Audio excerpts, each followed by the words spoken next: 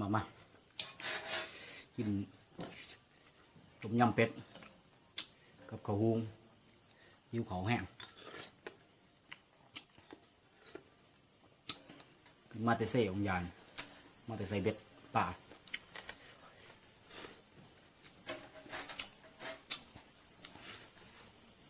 เนี่ยต้มยำเป็ดติด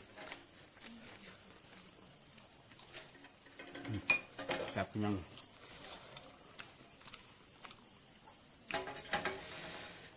โอ้ครับเผ็ดใจ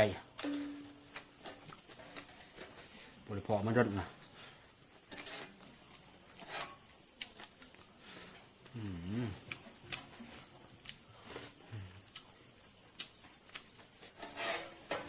จัด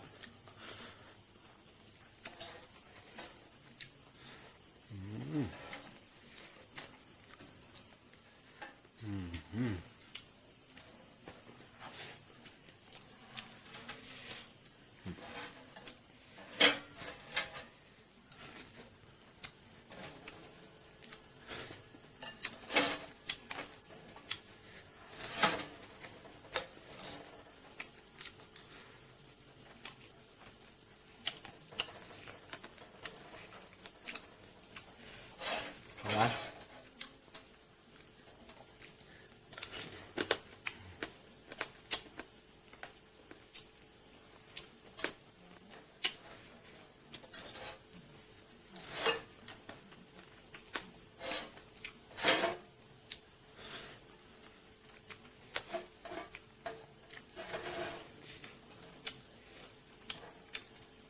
ทั้งแสบทั้งนัว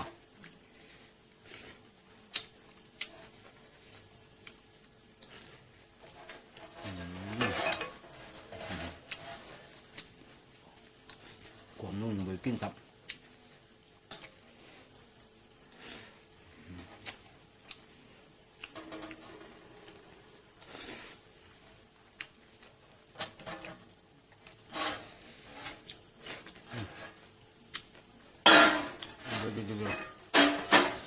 เบิ่งความเข้มข้น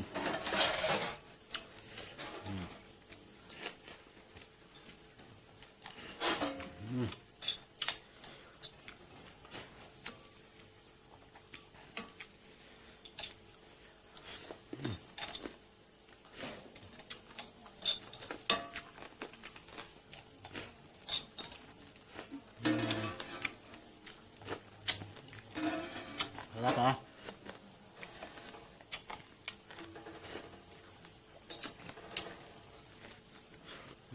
บัดเจียงแบบ